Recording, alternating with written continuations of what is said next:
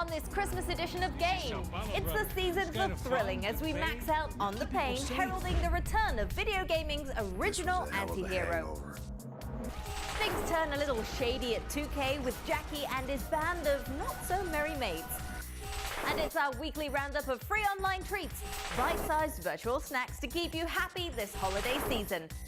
Reindeers at the ready, fellas. Hey-ho, let's go.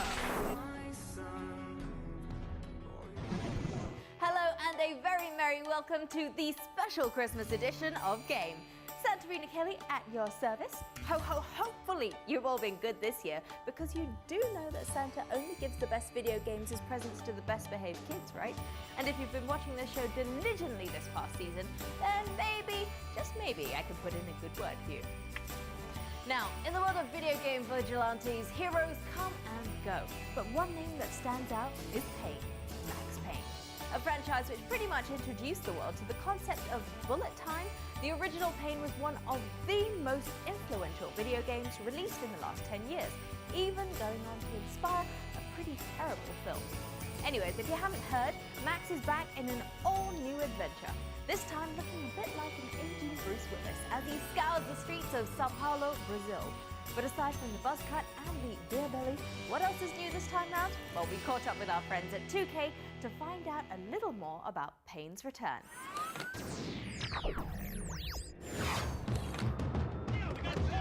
We gotta get out of here now. Rockstar's goal with Max Payne 3 was to use technical design innovations to create an immersive and story-driven action shooter, in which there is an intensely cinematic quality to gameplay, as well as cutscenes. They ain't gonna make this easy for us, are they? Over this video series, we will look in detail into aspects of this approach to game design, including targeting and shooting, movement and animation, bullet time, and artificial intelligence.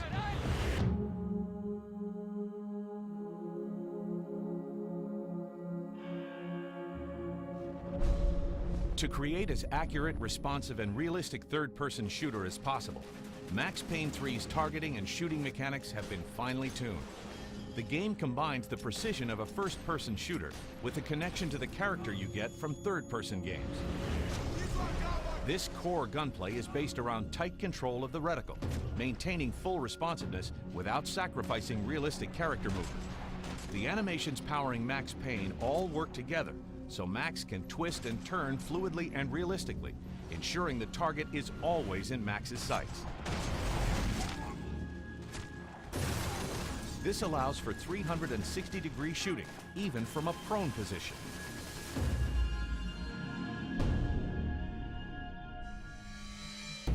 Max Payne 3's cinematic presentation uses extremely detailed animation systems. Max's fluid and realistic movement is the result of thousands of separate animations that dynamically combine, along with procedurally generated physics animations, to create a character that is completely grounded in the physics of the world around him. Bullet time has always been the core strategic and aesthetic gameplay element for the Max Payne series.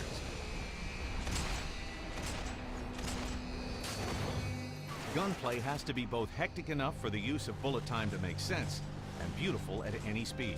The game is engineered around the many ways in which bullet time is utilized. Every single bullet is physically modeled in real time. Final kill cams use bullet time and dramatic camera angles to show off final deaths. Each one is unique, responding to your choice of weapon, the point of impact, and a real-time natural motion euphoria animation reaction.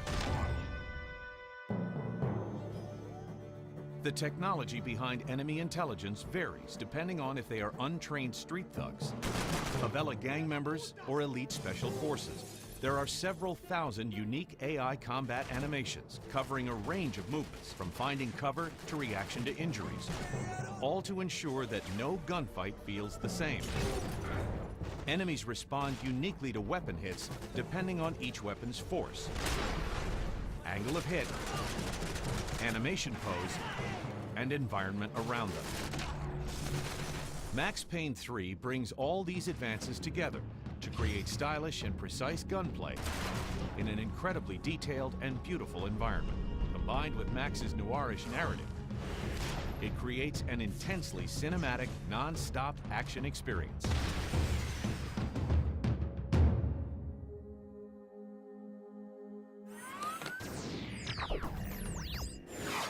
Now, the interesting thing to note is that the script for Max Payne 3 is being written by the very same guy who did Grand Theft Auto as well as Red Dead Redemption. So expect some gritty pixel realism when this one hits us in March next year. Right, the season's not even over and already we've got a contender for next year's Game of the Year. Right now, it's time to load up the first batch of commercials though, but still to come, we've got free-to-plays that'll keep you hooked to the wee hours of the morning. And a blast of the best. Demos of games you can try before you buy. Don't go anywhere.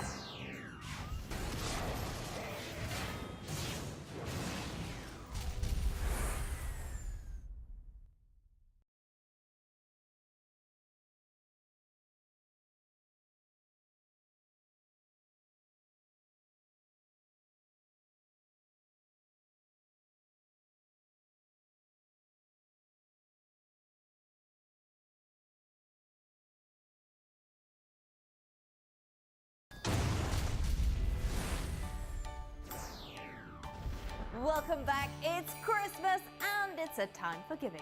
A time for thinking of others before we think of ourselves. And that's exactly what these developers do when they create these free-to-play Flash goodies. That's right, it's time for online. And this week we gear up for plenty of food as we attempt to stuff our faces. It's okay if you're confused. Just take a look at this. Enjoy. This week on Online, it's time to chomp it up as we slip on our stretchy pants and get downright hungry, sumo style. Hungry Sumo is a fast-paced little Flash game all about kicking back one rice bowl after another as fast as you can. The mechanics are simple, really. My belly's bigger than yours. Hover your mouse cursor over your sumo to make him eat and move away to stop. Now, blocking your highway to obesity are other sumos looking to do the same, so be sure not to collide with the others while he's eating, cause pop goes the belly. A definite stress buster, Hungry Sumo is available at the link below. Next up, it's time for some meticulous money stacking as we dive into the shiny world of coins. Now, this one's a game all about arranging our nickel and copper pieces in specific ways in order to beat the level. Sounds simple? Well, what makes this game a tough nut to crack are the limitations. Certain levels require certain coins to be next to two others in order to be moved, which can prove quite the challenge. With puzzles that only get more complicated as you build your puzzle repertoire, see if you have what it takes to break the bank at the address below. And last but not least in this week's online offering is a rather interesting puzzle platformer. Continuity is no ordinary puzzle platformer, as you can probably tell. The objective is to get the stickman on the screen to the keys placed in different spots along the level and then to the exit door. Making up the levels are a bunch of screens with which you use to solve the puzzle. Jump into one screen and then move the others about to create a clear path to jump onto. Now, while this whole affair may not sound like the most daunting of challenges, get lost in a level and you're going to be stuck there for a while. So if you've always wanted to be in the shoes of a slightly anorexic Dora the Explorer, the confusing levels of Continuity can be yours for free at the link below.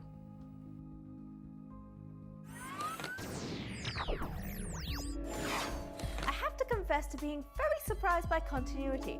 I didn't think I'd like it at first, but it got very, very addictive. I hope you guys enjoy that one as much as I did. Right then, onto the derby we go. Now you'll see a familiar name in there and realise that one of these games was previewed a little while back. Well, now here it is. Like the best in life, it's free. Available to try before you buy. All aboard the Demo Derby Express. Up first in this week's edition of The Derby, we check in with one of the highest rated platformers of 2009. It's the environmental puzzle action of Trine 2. I demand to know what's happening. The game is all about three characters, the wizard, the knight and the thief, all summoned by the magical Trine to once again save the kingdom. Now the Trine, in all its wisdom, binds all three characters into one entity, allowing you to switch between them at any given time. At the player's disposal are each of the characters' unique powers. Amadeus, the wizard, has the power to lift objects up into the air and conjure up magical boxes which act as platforms or counterweights. The thief, Zoya, can strike objects and enemies with her arrows and grapple onto certain surfaces. Finally, Pontius the Knight, strong in combat against foes, he can bash through walls and also deflect enemy attacks with his shield. The demo features the first level of the game, which takes our heroes through a magical swamp, past an abnormally large snail, and into battle against a giant serpent. So, if all this seems like an adventure you'd like to experience, Trine 2 is available on the Steam portal right now. There's a small island to the southwest. Go and build your base there without delay. Next up, we fast forward a few years to a time where the Earth has drastically changed and rising sea levels have made several coastal cities uninhabitable. Registering demographic changes within the population. Offering a world full of new challenges, we take a look at the latest title in this long-standing series of real-time strategy games. This is the Anno 2017. A rather standout offering in the series so far, this is a game all about managing resources as you take control of one of three major factions, all finding out how to survive in this strange new land. If you're new to the series, no worries, because at your service is Eve, an artificial intelligence in-game advisor getting you through some of the game's mechanics. You can trust me implicitly. Food supply ensured. Problem solved. The demo serves up two missions from the Tycoon campaign. Representatives of Global Trust, they are Earth's leading energy supplier in the year 2017. And as the new captain of the Ark, a sort of mobile headquarters, your first mission sees you entrusted with the job of aiding Thor Strindberg, manager of a location known as Site 13, in the development of a hydroelectric power plant at a dam. However, one spilt soda can later and it's chaos at the dam, and of course it's your job to pick up the pieces and start afresh. Peterson, what have you done, you idiot? You and you alone are going to answer to Global Trust for this disaster. Sounds interesting? Well, if you've got a little tactical itch to scratch, why not check out the demo for Anno 2070 at the link below.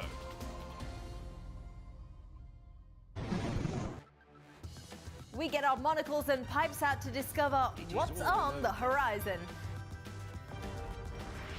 And we take you on a trip to the dark side, right here on Game.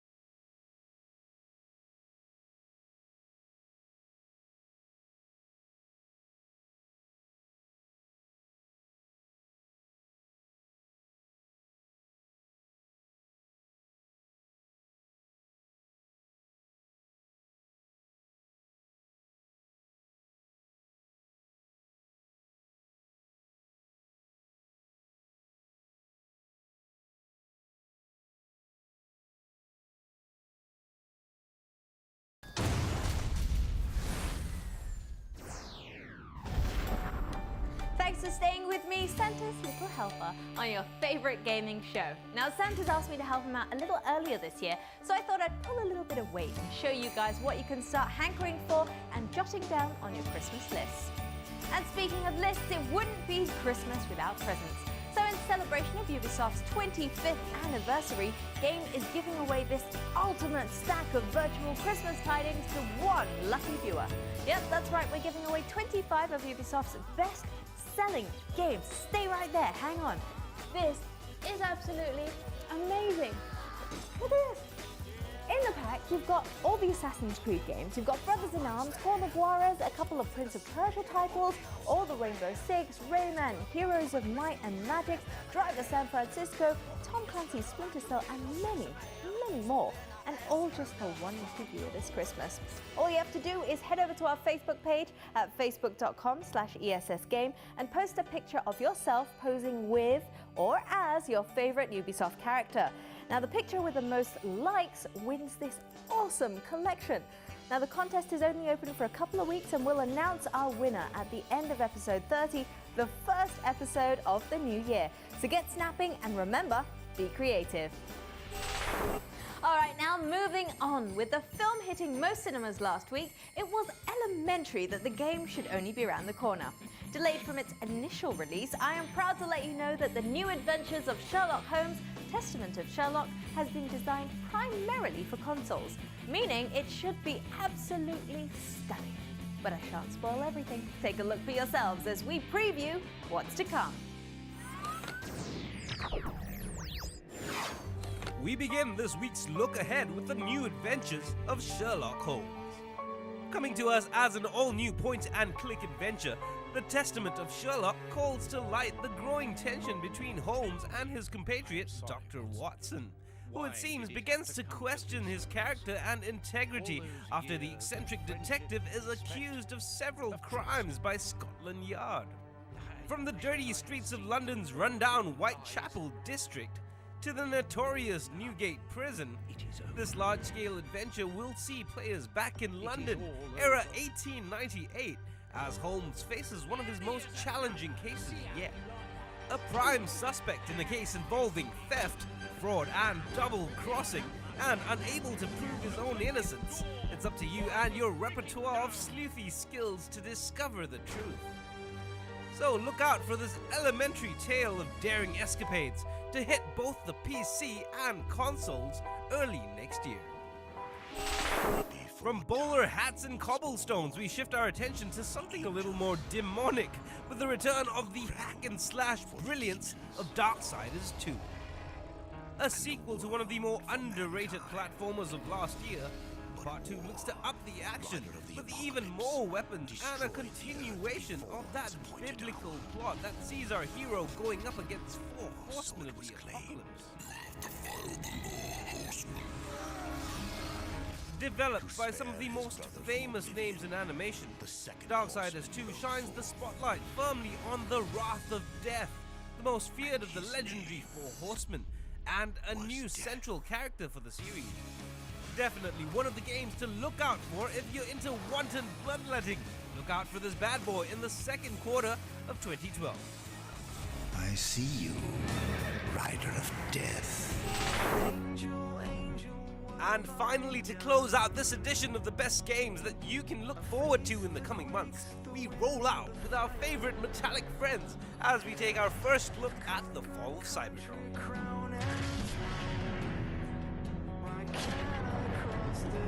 Set against the backdrop of all-out civil war between the Autobots and the Decepticons, fighting as to just who should control their home world, this early footage is already showing us a darker side to our shiny heroes.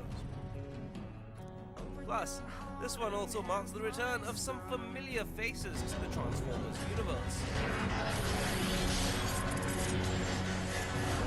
Dinobots, anyone?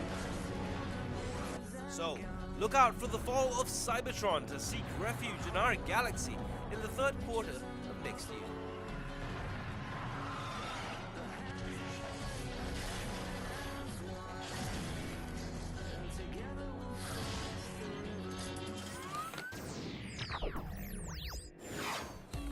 More than meets the eye, that's for sure. Now, it looks like we've got a very exciting year ahead. I can't wait.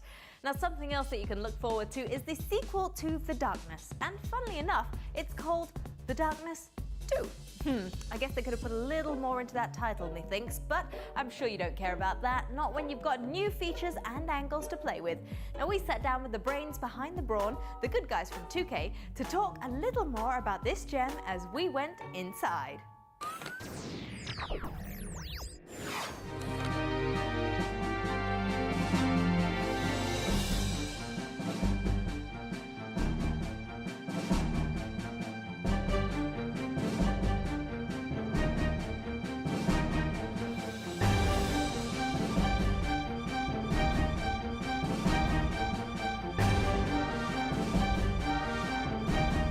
Darkness 2, what we're doing is we're taking all the things that we loved about Darkness 1, things like, you know, the great story, the light and dark gameplay, and we're expanding on those things. We're really proud of, in terms of changes over the game, our up-close and personal combat style, our graphic noir art style, and our interactive version of storytelling. Game takes place 2 years after the events of the first game. Jackie is now the Dawn of the Estacado family, and yeah, that's where we left off.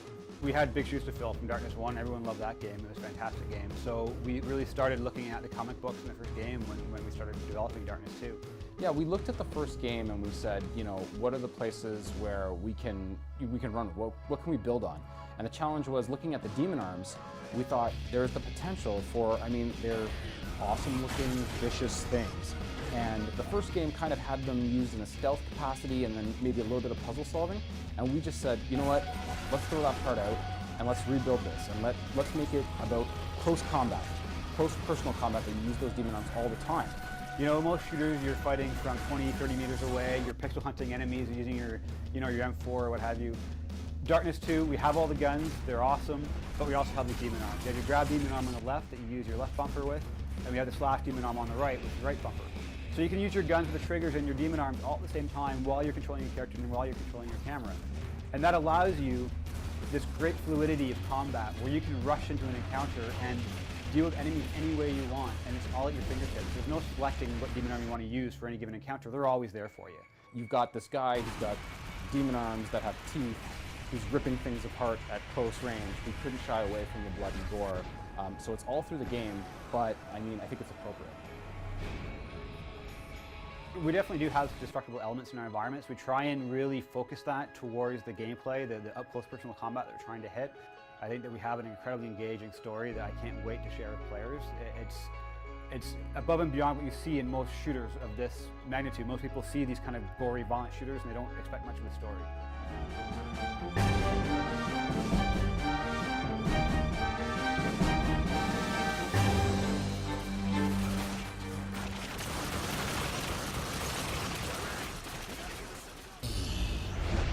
I want the darkness. Who's this guy? That's exactly what Jackie wants to know. He knows about the darkness. He knows about all of Jackie's power. He's not a mobster. So Jackie needs to find out who's attacking him. And who does Jackie go to when he needs to find out something about the darkness or something about the occult? He goes to this guy, Johnny Powell. Johnny Powell's probably the smartest guy you know on anything that has to do with the occult, darkness, anything like that. And don't get me wrong, he's a nut job. He's probably sleeping under a bridge as we speak. But he's who Jackie goes to. Jackie goes to Johnny, who's been attacking me, who's coming after me? And Johnny says, I got bad news for you, man.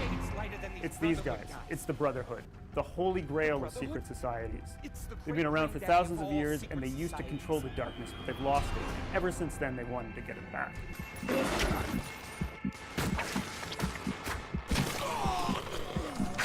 They kind of went underground for a while, but recently they've been coming back into prominence. Still not showing up in the news or anything, but they've been involved in all sorts of organized crime, human smuggling, drug dealing, weapons dealing. And why do they get involved in that? Because anything that exacts a human toll creates human suffering, and that creates dark essence. But you saw I was getting essence and I was killing guys, and that feeds into that system, which then controls, how I'm going to play through, and I can sort of progress based on my play style and my strategies, and then that will then impact how you fight through these encounters.